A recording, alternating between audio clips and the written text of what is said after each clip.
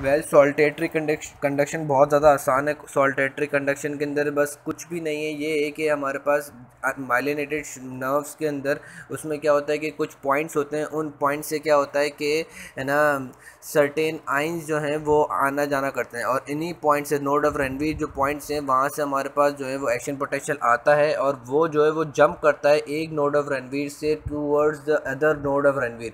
अंदर एक्सोप्लाज्म के अंदर जो है वो जो एक्शन पोटेंशियल जो है वो जंप करता है एक नोड ऑफ रेनवीर से दूसरे नोड ऑफ रेनवीर तक। ठीक है, ये हमारे पास बहुत ज़्यादा क्विक होता है। क्यों ये इस कंडीशन के अंदर सॉल्टेटरी कंडक्शन में हमारे पास एक्शन पोटेंशियल क्विक फ्लो होता है? क्योंकि इसमें बहुत ज़्यादा एडवांटेज है माइलिनेशन का। माइलिनेशन क्या करती है कि हमारे पास इंसुलेशन प्रोवाइड करती है कि दूसरे आइंस जो है वो हमारे पास इंटरफेयर ना करें एक्शन पोटेंशियल के अंदर। जाहिर सी बात है, अगर हमारे पास एक्शन पोटेंशियल आ रहा है, आइंस आना जाना कर रहे हैं, तो हमारे पास दूसरे आइंस भी जो है वो हमारे पास इस मेम्ब्रेन पोटेंशियल को ख़राब कर सकते हैं।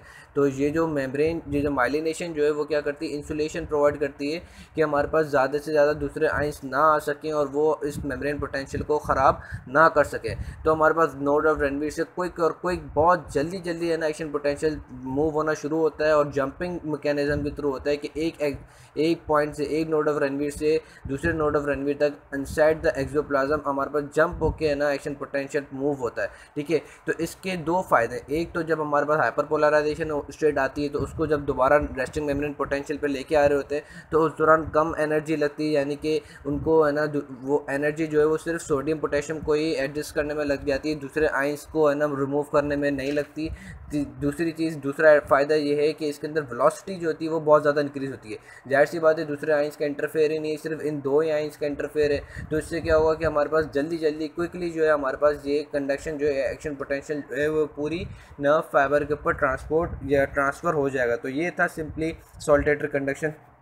ठीक है, बाकी ये जो लास्ट जो चीज़ रह गई है वो है ना थ्रेशोल्ड वगैरह, तो मैंने सारी चीज़ें बता दी हैं, बस रिफ्रेक्टिव पीरियड भी बता दिया। एक ये जो रह गया है कि इनहिबिटरी ऑफ एक्साइटेबिलिटी, यानी कि हमारे पास है ना एक्साइटेबिलिटी को इनहिबिट करा दे। ये वही कंडीशन है कि हमारे पास हाइपर कैलेमिया हो जाए, हाइपर है ना वो हो जाए, हाइपर कैल्सीमिया हो जाए, हाइपर कैलेमिया हो जाए, और हमारे पास सर्टेन ऐसे ड्रग्स दे दें जो कि क्या करें कि एक्टिवेशन गेट को बंद कर दें, जिससे क्या हो कि हमारे पास है ना एक्शन पोटेंशियल जो है वो है ना डेवलप नहीं हो सके, या मेम्ब्रेन जो है वो डीपोलराइज नहीं हो सके। तो इससे क्या होगा कि हमारे पास एक्साइटेबिलिटी नहीं होगी तो उसका अपोजिट होता है स्टेबिलिटी। तो हमारे पास मेम्ब्रेन जो है वो स्टेबलाइज हो जाएगी। तो ये एक्शन पोटेंशियल वाला टॉपिक खत्म हुआ।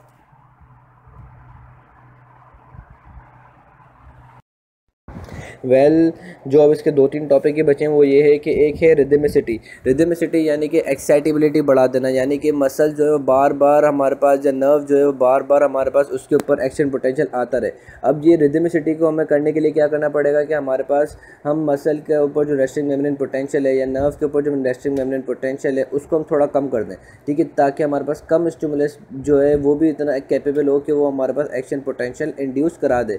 जैसे कि अगर हमारे पास -90 है, अब -90 से -60 तक लाने के लिए हमें +30 देना पड़ रहा है। अगर हमारा मसल या नर्व की मेम्ब्रेन का पोटेंशियल ही, रेस्टिंग मेम्ब्रेन पोटेंशियल ही हमारे पास है ना -80 हो जाए, तो उससे क्या होगा कि हमें -80 से -60 लाने के लिए बस +20 मिलीवोल्ट देने पड़ेंगे।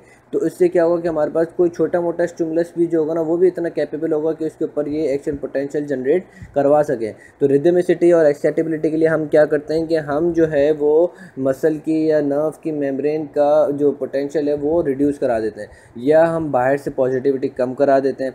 या अब एक और हल ये है कि हम जो है वो मसल्स को देखें कि कार्डिक मसल और स्मूथ मसल, इन दोनों के अंदर वैसे ही हमारे पास क्या होता है, रेस्टिंग मेम्ब्रेन पोटेंशियल जो है वो -60 या -70 के ऊपर होता है। इससे क्या होता है कि एक्टिवेशन गेट जो है वो हमारे पास खुले रहते हैं, जिससे क्या होता है कि सम सर्टेन आइंस जो है वो आते जाते हैं। और ऑल और नथिंग प्रिंसिपल बहुत आसान है। इसमें ये है कि अगर हमारे पास एक्शन पोटेंशियल के लिए जो थ्रेशोल्ड रिक्वायर है, अगर वो ना हो तो हमारे पास पूरी मेम्ब्रेन के ऊपर, जो अगर नर्व की मेम्ब्रेन होगी तो नर्व की मेम्ब्रेन के ऊपर नहीं आएगा एक्शन पोटेंशियल, अगर मसल की मेम्ब्रेन होगी तो उसके ऊपर पोटेंशियल नहीं आएगा। तो जो थ्रेशोल्ड है वो थ्रेशोल्ड हमें देना पड़ेगा, उससे कम हुआ तो हमारे पास जो है वो वो एक्शन पोटेंशियल डेवलप नहीं होगा। तो सेफ्टी फैक्टर जो है, यानी कि जो हमारे पास वो फैक्टर जिसके बिना पर हमारे पास है ना एक्शन पोटेंशियल जनरेट होता रहे, वो ये है कि जो जितना एक्शन पोटेंशियल अभी मेम्ब्रेन के ऊपर डेवलप हुआ है उसका और थ्रेशोल्ड का रेशियो जो है वो 1 होना लाजमी है। बस ये याद रख लेना कि जो थ्रेशोल्ड जो एक्शन पोटेंशियल अभी आया हुआ है मेम्ब्रेन के ऊपर, उसका और थ्रेशोल्ड का रेशियो 1 होना चाहिए। और अगर 1 होगा तो ये हमारे पास मेम्ब्रेन के ऊपर है ना एक्शन पोटेंशियल आ सकेगा, अगर 1 नहीं होगा तो हमारे पास मेम्ब्रेन के ऊपर एक्शन पोटेंशियल आ नहीं सकेगा।